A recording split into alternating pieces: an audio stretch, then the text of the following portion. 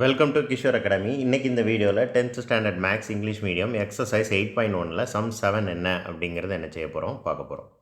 Find the standard deviation of first 21 natural numbers. Important 2 mark question அடிக்கடி எக்ஸாமினேஷனில் கேட்குறதுக்கு வாய்ப்பு இருக்குது. ஸோ இந்த சம் ரொம்ப ஈஸி. இதுக்கு ஒரு ஃபார்முலா இருக்குது. Root of n square -1 divided by 12. That's all. ஓகேவா? நேச்சுரல் நம்பர்ஸ்ன்னு கொடுத்துருந்தா இதுதான் formula.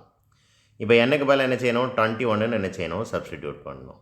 So first step 21 square பண்ணணும். 21 ஸ்கொயர் பண்ணால் என்ன கிடைக்கும்? 441. ஸோ இதை ஒர்க் அவுட் பண்ணி காட்ட வேண்டாம் அப்படின்னு நான் நினைக்கிறேன். ஸோ 21 × 21 மல்டிப்ளை பண்ணுங்கள். ஆன்சர் ஈஸியாக வந்துடும். 441லேருந்து ஃபர்ஸ்ட் ஸ்டெப் 1 கழிக்கணும். ஸோ 440. டினாமினேட்டரில் 12 அப்படியே இருக்கும். இது ஃபார்முலாவில் உள்ளது. இதுக்கு அடுத்த ஸ்டெப்ஸ் தான் ஒரு சிலர் கஷ்டப்படுவாங்க. ரொம்ப ஒன்றும் கஷ்டமான விஷயம் இல்லை. 440 12ஆல் ஃபஸ்ட்டு என்ன செஞ்சுக்கிடுவோம்? டிவைட் பண்ணிக்குவோம். ரூட்டை விட்டு வெளில எடுத்திங்கன்னா கஷ்டமாகும். கம்ப்ளீட்டாக டிவைட் பண்ணிட்டு அதுக்கப்புறம் ரூட்டை விட்டு வெளில எடுக்கிறது தான் ஈஸி இந்த சம்மை பொறுத்தளவுக்கு. 6 2s are 12, 2 2s are 4, 2 2s are 4, 0. Again 2 வச்சு கேன்சல் பண்ணலாம். 3 2s are 6, 1 1 0. இப்போ இதுக்கு மேலே கேன்சல் பண்ண முடியாது. டேரெக்டாக 110 3ஆல் டிவைட் பண்ணிடுவோம். 110 divided by 3.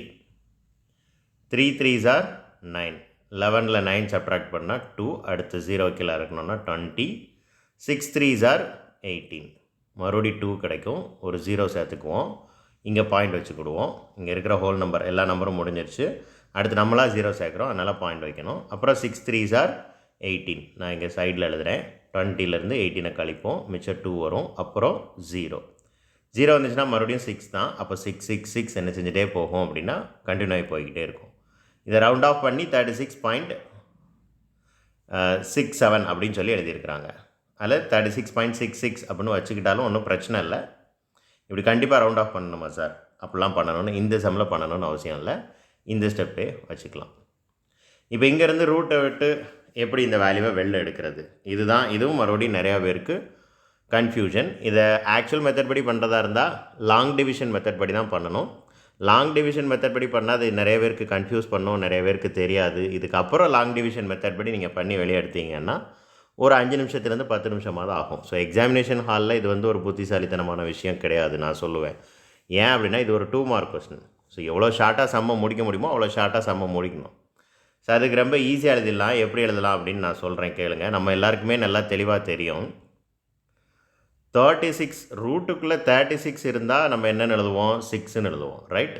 ரூட் ஆஃப் 36னா 6 × 6. அப்போ 2 நம்பர் சேமாக இருந்தால் ஒரு நம்பர் வெளில எடுத்துடலாம். ஸோ ரூட் ஆஃப் 36ஓட வேல்யூ 6. இது நமக்கு நல்லா தெரியும். இங்கே ரூட் ஆஃப் 36.6 இருக்குது. 36ஐ விட கொஞ்சம் அதிகம். அப்போது 6.05 நம்மளாக கெஸ் பண்ணிக்கிட வேண்டியதான். 6.06. ஸோ என்னை பொறுத்தளவுக்கு இந்த கடைசி ஸ்டெப் ஆன்சரை மட்டும் மெமரி பண்ணிக்கிட வேண்டியதான். ஒன்றும் பிரச்சனை இல்லை. That's all. தேங்க்யூ.